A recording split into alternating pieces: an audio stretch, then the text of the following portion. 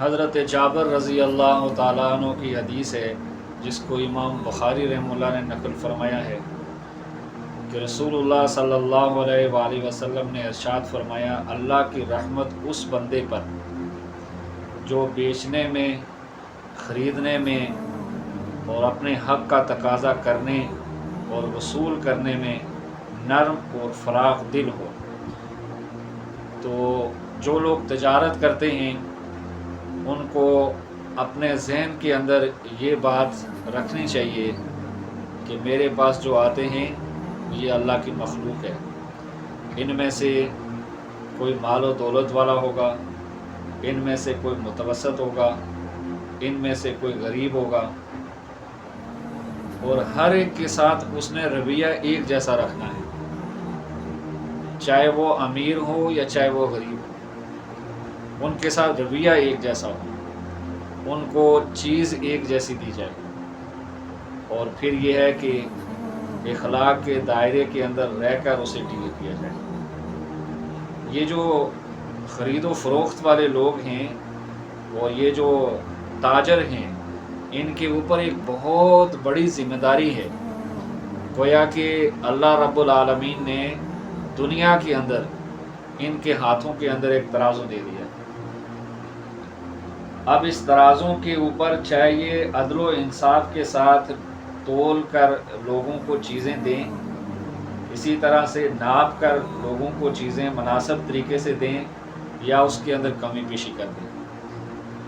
لیکن کل قیامت والے دن یہی جو ترازو ہے یہ اللہ کے پاس ہوگا،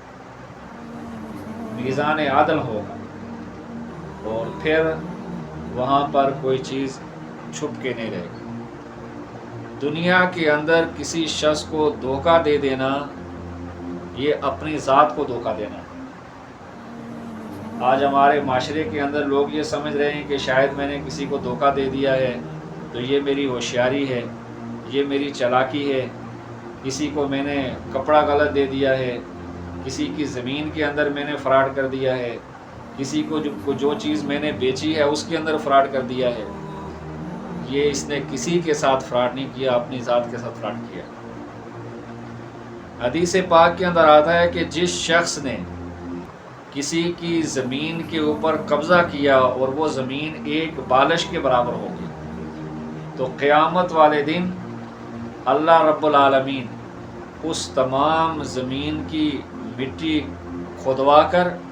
اس کو اس شخص کی کمر کے اوپر رکھے گا اور اسے بولے گا کہ میدان حشر کے اندر اٹھا کر اس کو لے جائے۔ اللہ کے ہاں جواب دہی بڑی سخت ہے۔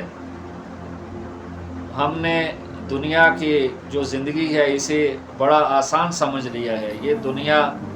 یہ دار الامتحان ہے،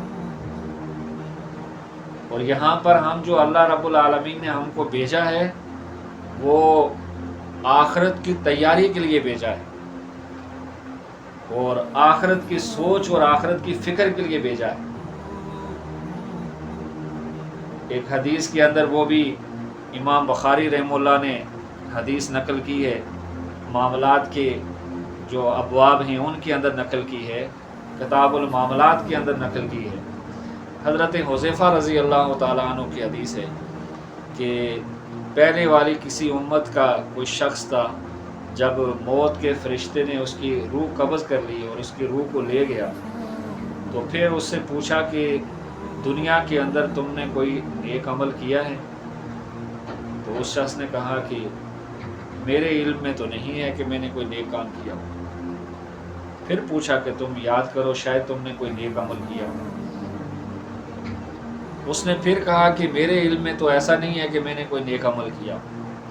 پھر اس نے کہا ہاں البتہ ایک بات ہے کہ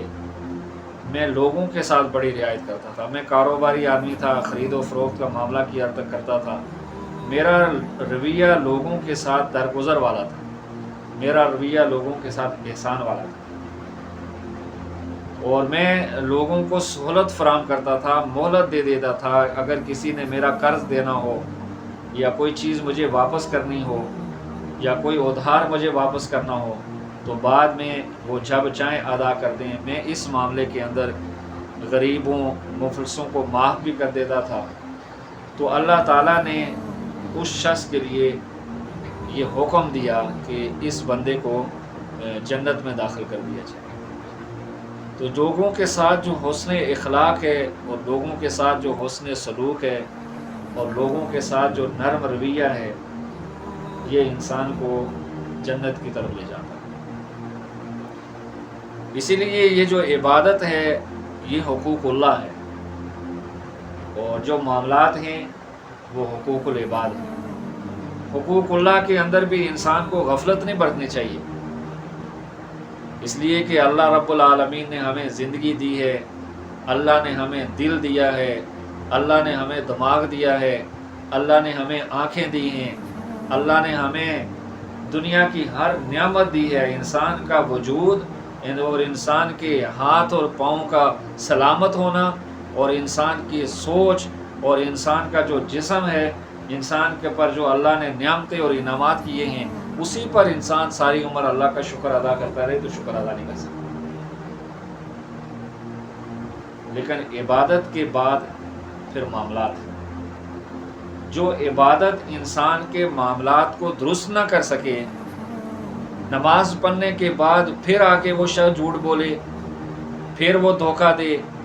پھر وہ لوگوں کو ملاوٹ والی چیزیں کھلائے، پھر اس کے اندر لوگوں کو جو نقصان دینے والی ان کی صحت کے اعتبار سے، ہر اعتبار سے وہ چیزیں ان کو کھلائے اور اسے معلوم بھی ہو، یہ بہت بڑا جرم ہے۔